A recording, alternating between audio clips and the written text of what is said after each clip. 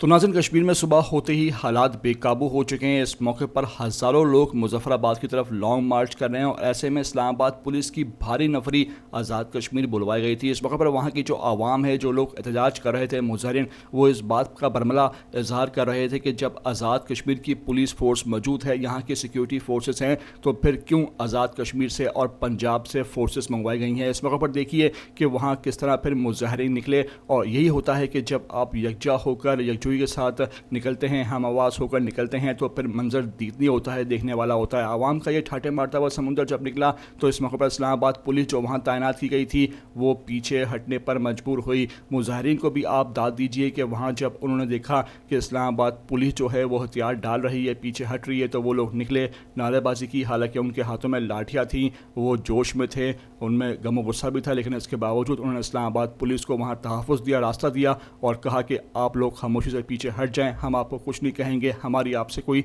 लड़ाई नहीं है। ये तमाम तर सामने आए हैं मनाजर। इस मौके पर वहाँ मुजाहिरीन जो हैं वो शदीद नारेबाजी करते और जश्न मनाते दिखाई दिए और ये कहते पाए गए कि हम हर सूरत आगे जाएंगे, बढ़ेंगे, मुजफ्फराबाद पहुँचेंगे और असम्बली का घेराव किया जाएगा। ये तमाम तर सामने आ रहे हैं मनाजर, आपको दिखाने भी जा रहा हूँ। आपसे रिक्वेस्ट है कि पहली बार आए हो ETV 247 उर्दू पर, तो लाजमी चैनल को सब्सक्राइब करो, लाइक करो, शेयर करो और कमेंट करके मुझे अपनी कीमती आरा से लाजमी आगाह ज़रूर कर दिया करो।